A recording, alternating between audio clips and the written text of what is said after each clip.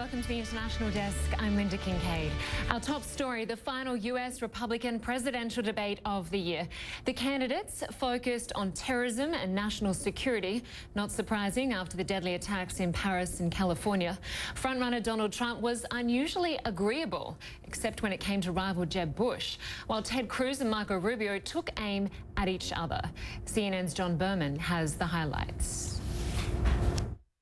This is the final Republican debate before the election year begins. There was serious substance, like Donald Trump's plan to ban Muslims from entering the country. We are not talking about isolation. We're talking about security. We're not talking about religion. We're talking about security. But also serious strategy, namely the question to throw down or not to throw down. The answer, a definitive yes to both. Donald, is great at the one-liners, but he's a chaos candidate, and he'd be a chaos president. Jeb doesn't really believe I'm unhinged. He said that very simply because he has failed in this campaign. It's been a total disaster. Nobody cares. Jeb Bush taking it to Donald Trump not just once. Donald, you're not going to be able to insult your way to the presidency. That's not going to happen. Not just twice. If I'm president, I'll be a commander-in-chief, not an agitator-in-chief or a divider-in-chief. But at least 3 times, and maybe, just maybe, getting under his skin. You're never going to be president of the United States by insulting your way to the presidency. Let's see, I'm at 42 and you're at 3, so far I'm doing better. Doesn't matter. So far I'm doing better. That was just one battle. Another between Ted Cruz and Marco Rubio on several fronts. Domestic surveillance. We are now at a time when we need more tools, not less tools. And that tool we lost, the metadata program, was a valuable tool that we no longer have at our disposal. Marco knows what he's saying isn't true. Defense spending. 3 times he voted against the Defense Authorization Act, which is a bill that funds the troops. Well, Marco has continued these attacks, and he knows they're not true. And crucially, immigration. It's an issue I've lived around my whole life. My family are immigrants. My wife's family are immigrants. All of my neighbors are immigrants. The first time yet that Rubio has been pushed on his support for immigration reform in a debate. There was a time for choosing, as Reagan put it, where there was a battle over amnesty, and some chose, like Senator Rubio, to stand with Barack Obama and Chuck Schumer and support a massive amnesty plan. He was fighting to grant amnesty and not to secure the border. I was fighting to secure the border. Carly Fiorina suggested neither candidate is up to the task. To wage war, we need a commander-in-chief who has made tough calls in tough times and stood up to be held accountable over and over, not first-term senators who never made an executive decision in their life. I'll just add that Margaret Thatcher once said, if you want something talked about, ask a man. If you want something done, ask a woman. There was heat between Chris Christie and Rand Paul over no-fly zones in Syria. We would shoot down the planes of Russian pilots if, in fact, they were stupid enough to think that this president was the same feckless weakling that the president we have in the Oval Office is right now. Well, I think if you're in favor of World War III, you have your candidate. Here's the thing. But for all the insults hurled, there were also hugs. Rhetorical. We will build a wall that works, and I'll get Donald Trump to pay for it. And quite literal between Donald Trump and Ted Cruz, the current frontrunners who just plain refused to rumble. Somebody who's a maniac, one heartbeat away from the presidency. But I've gotten to know him over the last 3 or 4 days. He has a wonderful temperament. He's just fine. Don't worry about it.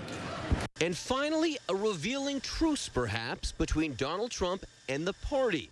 His strongest disavowal yet of a third-party run. I am totally committed to the Republican Party. I feel very honored to be the front runner. That was John Berman reporting there. Now, before we get to our analysis of the debate, let's listen to what some of the candidates had to say about it afterwards. The burden of being a front runner. As you say, you set the agenda on some big issues. Certainly, you brought immigration into the fore in a way it hadn't been before. You could argue you did that about how to deal with radical Islamism. You're going to be taking the heat when you set the agenda, aren't you? Well, I don't think there's ever a burden to be a front runner. I would like to have that burden for the rest of my life. I like to be front runner, and frankly, To me, it's a great honor. It's not a burden, it's a great honor. Having that center podium is a great honor to me. I got to post up against Donald Trump. I don't think he's a serious candidate. And I don't know why others don't feel compelled to point that out, but I did. And I think I got a chance to express my views and compare them to someone who talks a big game, but really hasn't thought it through. Let me ask you something. Now, people who know you say, if you were in trouble, Jeb is a guy that you want on your side. And when you have come across in these debates, you come across as though, hey, there's a decorum here. I'm not going to sink to the level. For some, it has played as weakness. Last night when he said, am I talking or are you talking? You took a different take. What goes through your head and heart in processing how to respond to Donald Trump? Great question.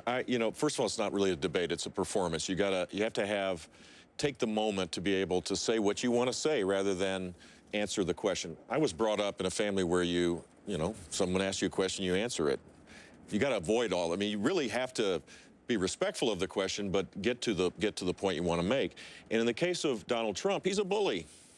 Look, I mean, you guys interview him all the time. I mean, he has his way, and to push up, post up against him a little bit and push back, you get a sense of, he's not quite all in command. Interesting that there was more back and forth between you and Senator Rubio than between you and the front runner, Donald Trump. Why do you think that is?